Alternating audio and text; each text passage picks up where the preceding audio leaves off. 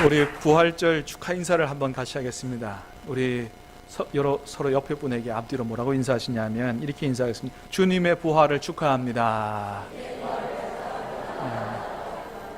또 이렇게 한 번 더 합니다. 옆에 계신 분은 뭐 성도님이든지 집사님이든지 옆에 분의 이름을 부르면서 여러분의 부활을 축하합니다. 시작. 성도님의 부활을 축하합니다.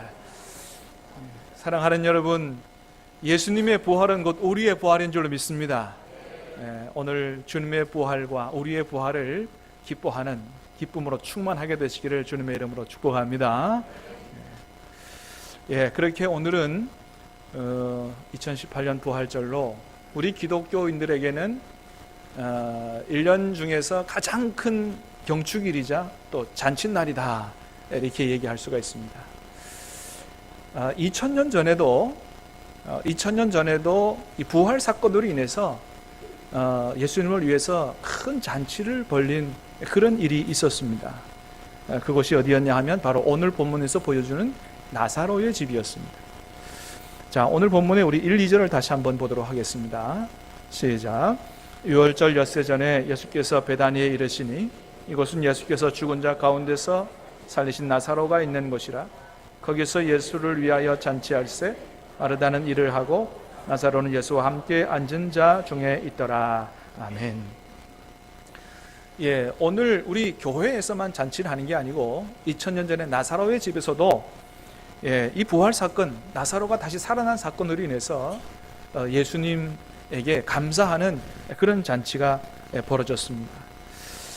오늘 본문에서도 보는 것처럼 역시 마르다는 예수님께 어떻게 하면 맛있는 거 이렇게 만들어 드릴까, 그래서 부엌에서 막 종종 걸음으로 굉장히 분주하게 움직였고요.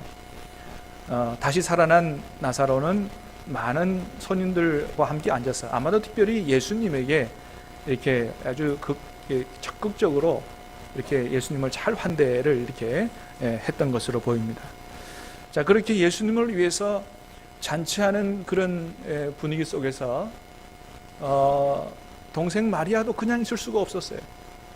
자기도 뭔가 예수님 앞에 이 감사와 감격을 표현해야 되겠다 생각해서 얼른 자기 방으로 들어가서 그동안 자기가 아주 애지중지 보관해 오고 있던 이런 나드향 옥합을 가지고 와서 그걸 깨트려서 예수님의 발에다 붓고, 그리고 예수님의 발을 자기의 머리털로 씻겨드리는 이런 헌신을 했다라고 오늘 본문에 보여주고 있습니다. 자, 여러분, 이 향유가, 예수님 발에 부어드린 향유가 어떤 향유라 그랬습니까? 나드 향유라 그랬습니다. 이 나드 향유는 이스라엘 땅에서 나는 일반적인 향유가 아니고 저 인도의 히말라야 산맥에서 채취할 수 있는, 그러니까 수입산 향유죠. 굉장히 비싼 향유. 얼마나 된다 그랬습니까? 300데나리온 정도의 값어치가 있다 그랬습니다. 한 데나리온은 노동자 하루의 품삯이니까 오늘 우리나라 돈으로 한 10만 원 잡아보면 300데나리온이라고 하는 것은 우리나라 돈으로 얼마냐 하면 한 3천만 원 정도 하는 값이 나가는 그 향유였어요. 여러분, 3천만 원 하면 웬만한 사람 1년 연봉에 해당하는 값 아니겠어요? 이 비싸도 굉장히 비싼 향유죠. 그것을 예수님한테 한 번에 깨서 부어드린 거예요. 가만히 생각해 보면 이 3천만 원이나 하는 이 향유는 마리아가 아마도 자기 자신을 위해서, 자기 자신이 사용하기 위해서 사놓은 것은 아니라고 보여집니다. 여러분, 마리아가 사는 동네가 어떤 동네라 그랬냐면 베단이라 그랬어요. 베단이는 어떤 동네예요? 잘 사는 동네예요? 좀 가난한 사람들이 사는 동네라 그랬잖아요. 여러분, 가난한 동네에 사는 마리아가 3천만 원짜리 향유를 어떻게 쓰겠습니까? 아마도 이것은 자기의 앞날을 위해서 저축성으로 준비해둔 향유로 보입니다. 여러분, 우리도 가끔 그러잖아요. 좀 여윳돈이 있으면 앞날을 위해서 금덩이 사놓는다든지 귀한 보석 사놓는다든지 그런 것처럼 마리아가 아마도 이 수입산 굉장히 비싼 향유를 혹시라도 모를 그런 일을 위해 자기 앞날을 위해서 적축성으로 준비해둔 그런 게 아니었는가 생각이 됩니다. 자, 그런데 그렇게 귀한 향유를 예수님께 단 한 번에 깨서 완전히 부어드렸다는 거예요. 그걸 보더니 사람들이 난리가 났습니다. 이게 도대체 얼마짜린데 그거를 한 번에 그것도 발 씻는 데다가 붓느냐. 그거를 팔아가지고 가난한 사람들 나눠줬으면 얼마나 많은 사람들이 큰 혜택을 입었을 건데 그거를 발 씻는 데다가 한 번에 부어드리는 이런 낭비가 도대체 어디 있느냐. 오늘 본문에서는 그 얘기 누가 했다 그랬습니까? 가룟 유다가 했다 그랬거든요. 근데 마태복음 26장에 보면 가룟 유다만이 아니고 다른 제자들이 그 가룟 유다의 주장에 동의를 한 정도가 아니고 성경에 뭐라고 기록하고 있냐면 제자들이 분개했다고 기록하고 있어요. 아니 도대체 그게 30만 원도 아니고 3천만 원짜리를 한 번에 발 씻는데 부어드려? 도대체 미치지 않고서야 도대체 어떻게 저렇게 할 수 있냐고 분개했다고 되어 있습니다. 자, 여러분, 그런데 그런 마리아의 사랑과 헌신에 대해서 예수님은 뭐라고 하세요?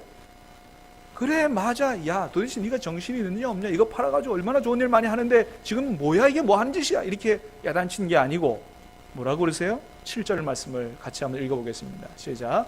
예수께서 이르시되 그를 가만두어 나의 장래할 나를 위하여 그것을 간직하게 하라. 예, 그래요.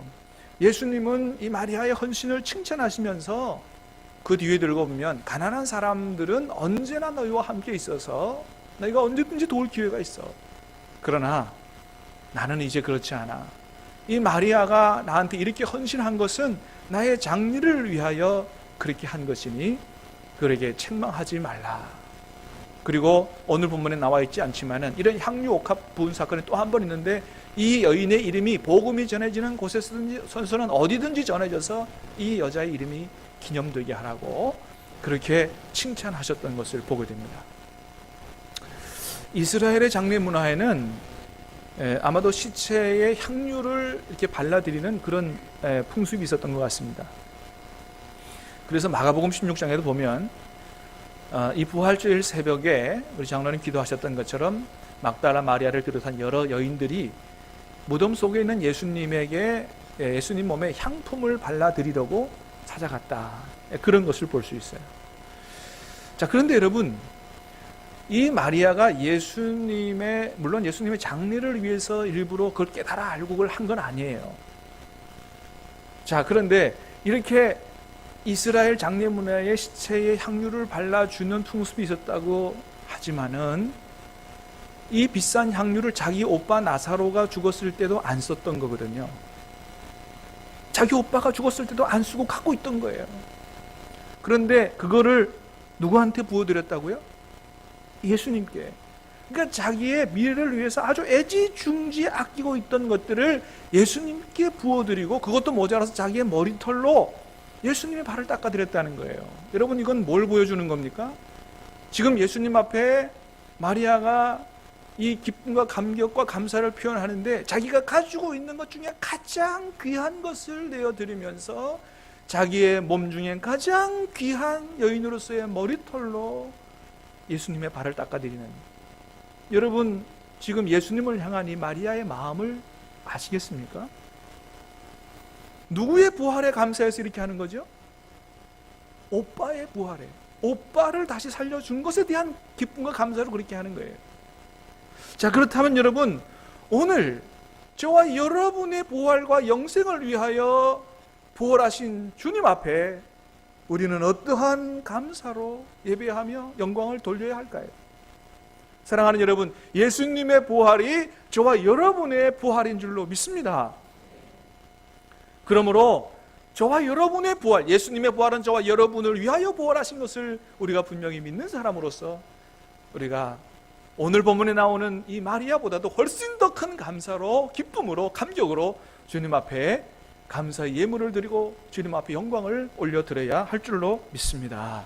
오늘 예배가 그런 예배 될 수 있게 되기를 축복합니다. 자, 그런데 이런 주님을 향한 마리아의 사랑과 헌신은 단순히 오빠를 살려주셨기 때문이라고 그것도 그렇지만은 다른 이유가 또 하나 있었던 것으로 보여집니다. 그건 뭐냐 하면 바로 마리아는 오빠의 부활을 보고, 예수님이 자기 오빠 나사로를 다시 살리시는 걸 보고 이분이야말로 진정한 하나님의 아들이시요, 그렇기 때문에 이분이 우리 오빠를 살리신 것처럼 나중에 나도 내가 죽더라도 다시 나를 살리시는 진정한 부활이요 생명이라고 하는 사실을 분명하게 믿었던 것으로 그렇게 보여집니다. 여러분, 나사로가 다시 살아나는 얘기가 오늘 본문 바로 앞장 11장에 있어요. 그러니까 이미 자기 오빠를 예수님이 다시 살리신 것을 본 거죠. 그때 예수님 뭐라 그러셨냐면 나는 부활이요 생명이니 나를 믿는 자는 죽어도 살겠고 무릇 살아서 나를 믿는 자는 영원히 죽지 아니하리라. 이것을 내가 믿느냐 이렇게 말씀하시고 나서 오빠를 살리셨거든요. 할렐루야. 그거를 본 마리아가 정말로 예수님이 나는 부활이요 생명이니 나를 믿는 자는 죽어도 살겠다라고 말씀하신 대로 우리 오빠를 살리시는 걸 보면서 그래, 이분이야말로 진정한 하나님의 아들이요 나에게도 진정한 부활과 영생의 생명을 주는 진정한 우리의 구세주라는 사실을 분명하게 믿었던 것이 틀림이 없다라고 하는 것이죠. 사랑하는 여러분, 예수님이 나사로의 이름을 부를 때 이미 장사된 지 나흘이나 되어 썩은 냄새가 났지만은 그 나사로가 다시 살아나 일어났던 것처럼 사랑하는 여러분, 예수님께서 저와 여러분의 이름을 부를 때도 저와 여러분도 다시 살아나게 될 줄로 믿으시기를 바랍니다. 주님이 나사로의 이름을 부를 때 살아났던 것처럼 저와 여러분의 이름을 부를 때도 저와 여러분도 다시 살아난다. 여러분, 사실은 이미 저와 여러분들은 예수님 안에 다시 살리심을 받은 사람들이죠. 믿습니까? 사랑하는 여러분, 이미 예수님께서 저와 여러분의 이름을 불러주신 줄로 믿습니다. 그렇기 때문에 우리가 영적으로 죽은 상태에서 다시 살아나게 돼서 예수님을 구세주로 영접하게 되고 하나님의 자녀로 영생을 소망하며 살 수 있게 된 그런 은혜를 입게 된 것이죠.